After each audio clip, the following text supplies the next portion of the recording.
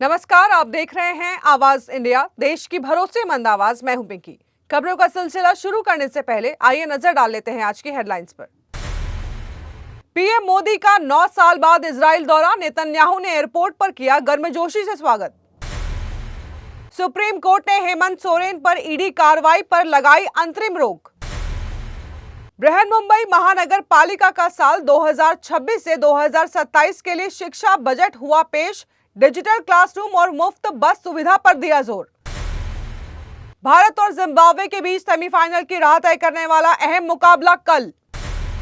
और दिल्ली में पहली बार इंटरनेशनल फिल्म फेस्टिवल का आयोजन, फिल्म पर्यटन को बढ़ावा देने का दावा। अब खबरें विस्तार से। प्रधानमंत्री मोदी का इजराइल पहुंचने पर गर्मजोशी से स्वागत किया गया। बेंजामिन नेतन्याहू ने अपनी पत्नी सारा नेतन्याहू के साथ एयरपोर्ट पर पहुंचे और पीएम मोदी को गॉर्ड ऑफ ऑनर दिया। इसके बाद दोनों नेताओं ने एक दूसरे को गले लगाकर मित्रता और गर्मजोशी का परिचय दिया। यह दौरा 9 साल बाद हो रहा है, जिससे भारत इजराइल संबंधों में एक महत्वपूर्ण कदम माना जा रहा है। थोड़ी देर में पीएम मोदी और नेतन्याहू के बीच द्विपक्षीय बैठक शुरू होने वाली है, जिसमें दोनों देशों के संबंधों पर चर्चा होने की संभावना है। यह यात्रा भारत और इजराइल के बीच राजनयिक, व्यापारिक और सांस्कृतिक संबंधों को और मजबूत बनाने के लिए महत्वपूर्ण मानी जा रही है। प्रधानमंत्री नरेंद्र मोदी मंगलवार सुबह इजराइल के लिए रवाना हो गए। अपने 2 दिवसीय दौरे के दौरान वे इजराइल की संसद नेसेट को संबोधित करेंगे। इस दौरे पर कांग्रेस ने सवाल उठाए हैं। कांग्रेस सांसद प्रियंका गांधी वाड्रा ने सोशल मीडिया प्लेटफॉर्म एक्स पर लिखा है कि भारत हमेशा सत्य, शांति और न्याय के लिए खड़ा रहा है। उन्होंने उम्मीद जताई है कि पीएम मोदी नेसेट में गाजा में हजारों बेगुनाह पुरुषों, महिलाओं और बच्चों की हत्याओं का जिक्र करेंगे और उनके लिए न्याय की मांग करेंगे। प्रियंका गांधी ने यह भी कहा है कि शांतिपूर्ण और अहिंसक प्रतिरोध भारत की गौरवशाली परंपरा रही है और सरकार ने वैश्विक दबाव में देश के हितों से समझौता किया है।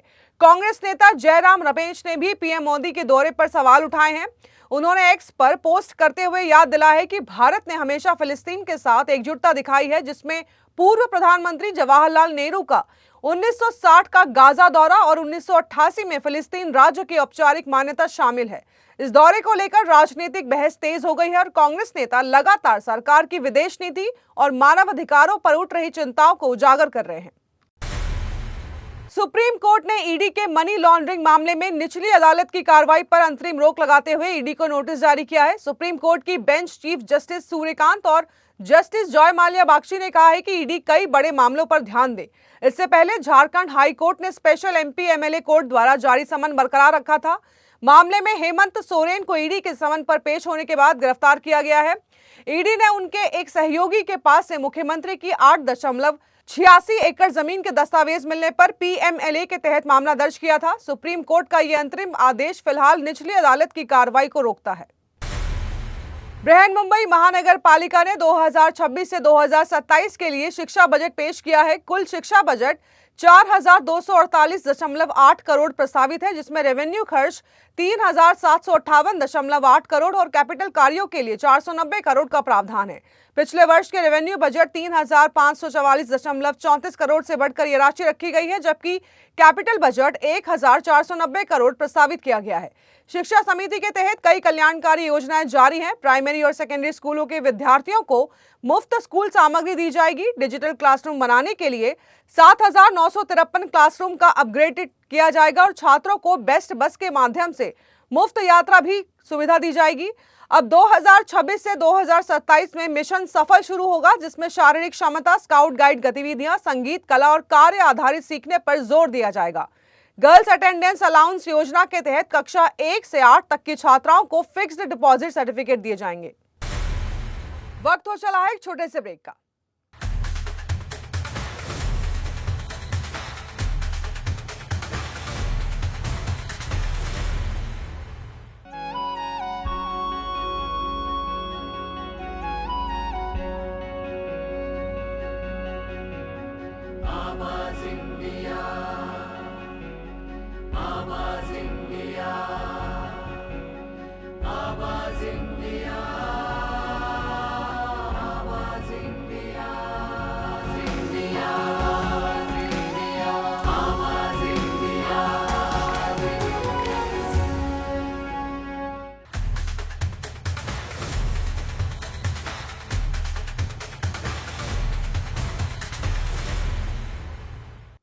ब्रेक के बाद आप सभी का स्वागत है। बढ़ते हैं अगली खबर की ओर।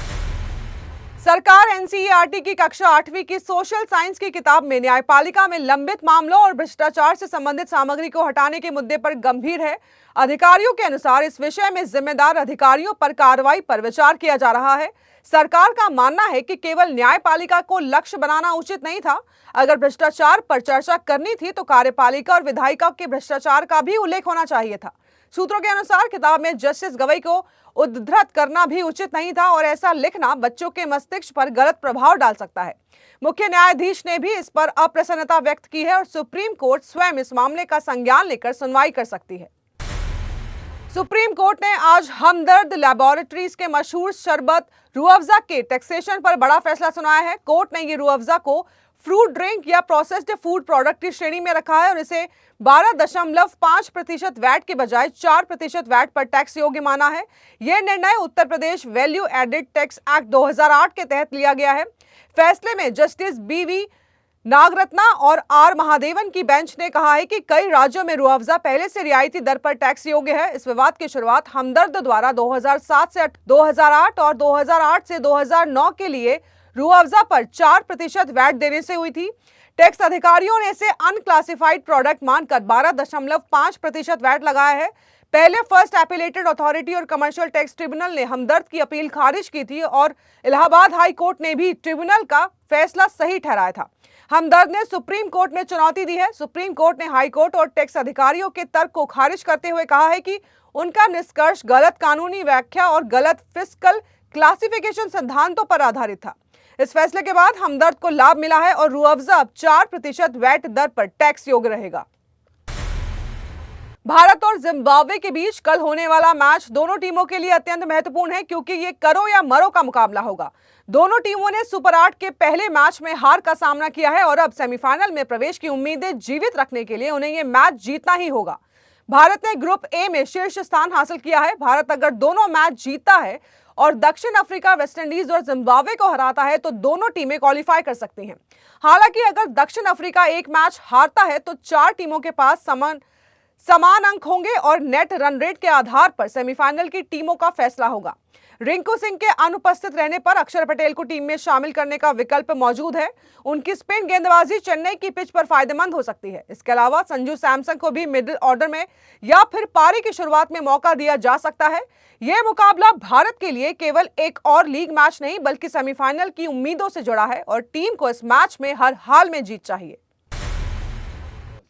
दिल्ली में पहली बार इंटरनेशनल फिल्म फेस्टिवल का आयोजन होने जा रहा है जिसे दिल्ली सरकार ने बड़े धूमधाम से पेश किया है।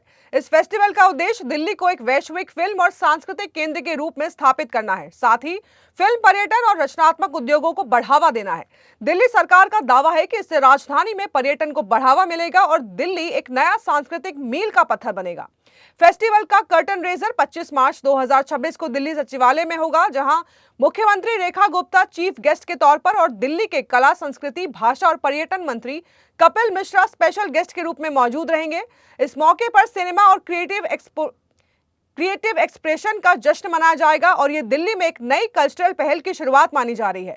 इस फिल्म फेस्टिवल का मुख्य स्थल भारत मंडपम प्रगति मैदान होगा और इसमें 125 से अधिक भारतीय और अंतर्राष्ट्रीय फिल्मों का प्रदर्शन किया जाएगा। कार्यक्रम में भव्य उद्घाटन और समापन समारोह, gala premiere, master class, industry panel, film market और सांस्कृतिक प्रस्तुतियां भी शामिल होंगी। इस फेस्टिवल के आयोजन के साथ दिल्ली सरकार का उद्देश्य भारतीय सिनेमा को वैश्विक मंच पर प्रस्तुत करना और क्रिएटिव उद्योगों को एक नई दिशा देना है। यह आयोजन दिल्ली सरकार की फिल्म नीति के तहत DTTDC द्वारा संचालित किया जा रहा है। तो देश और दुनिया की बड़ी खबरों में फिलहाल के लिए इतना ही। जुड़े रहिए आवाज इंडिया के साथ, जल्द होगी मुलाकात। तब तक के लिए नमस्कार।